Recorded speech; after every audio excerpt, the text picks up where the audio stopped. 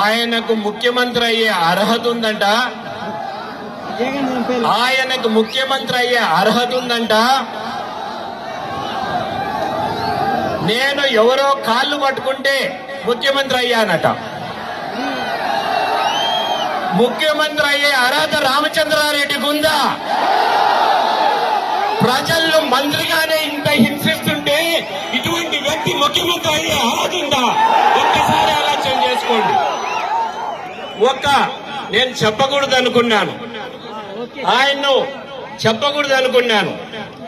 నేను Padmavati guest house లో రాత్రి 11 గంటలకు డిసిసి ఎలక్షన్లు వచ్చినప్పుడు 50 మంది నా నియోజకవర్గం వాళ్ళు నేను కూర్చొని రాత్రి 11 గంటలకు ఇదే పెద్దిరెడ్డి రామచంద్రారెడ్డి వచ్చి నా కాళ్ళు పట్టుకొని నన్ను డిసిసి ప్రెసిడెంట్ కావాలని అడిగాడు.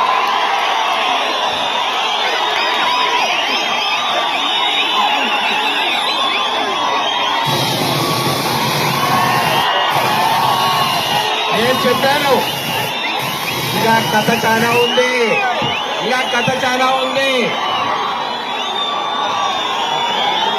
నేను చెప్పాను ఆయనకి, మీరు పెద్దవారు నా కాళ్ళు ఎందుకు పట్టుకుంటున్నారు, ఇది మంచిది కాదన్నా, మీరు లేయి, ఇది మంచిది కాదు అని.